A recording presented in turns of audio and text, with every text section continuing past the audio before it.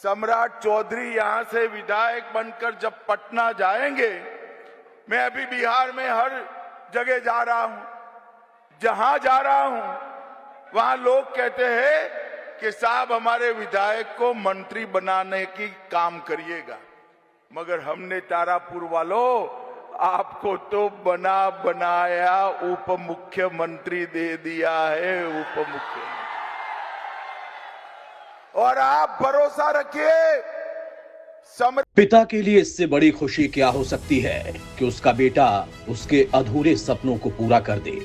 जब बेटे के मुख्यमंत्री बनने की घोषणा हुई तो पिता शकुनी चौधरी की आंखें नम हो गईं। ये सिर्फ एक राजनीतिक उपलब्धि नहीं, बल्कि वर्षों के संघर्ष, त्याग और संकल्प की जीत की कहानी है।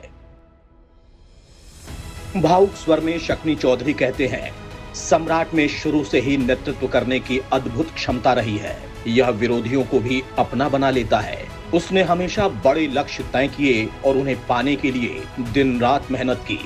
वर्षों पहले एक दिन उसने मुझसे कहा था, पापा आप मुख्यमंत्री नहीं बन पाए, लेकिन मैं बनकर दिखाऊंगा। आज उसका कहना सच हुआ। ये कहानी सिर्फ एक बेटे की सफलता की नहीं, बल्कि उस परिवार की है जिसने राजनीति के कठिन दौर को झेला, अन्याय सहा और फिर भी हार नहीं मानी।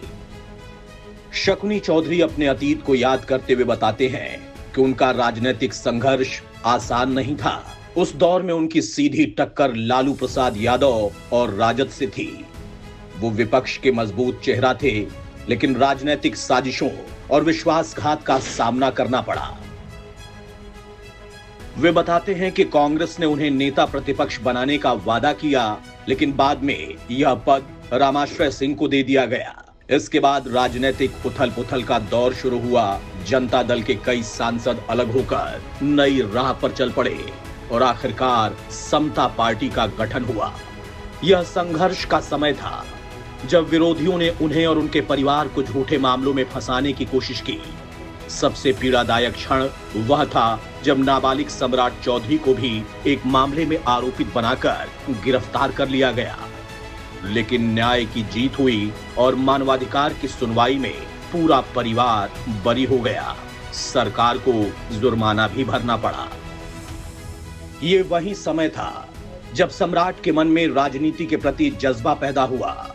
शकुनी चौधरी कहते हैं कि उनके बेटे की राजनीतिक यात्रा में उनकी पत्नी यानी सम्राट की मां पार्वती देवी की भूमिका बेहद अहम रही।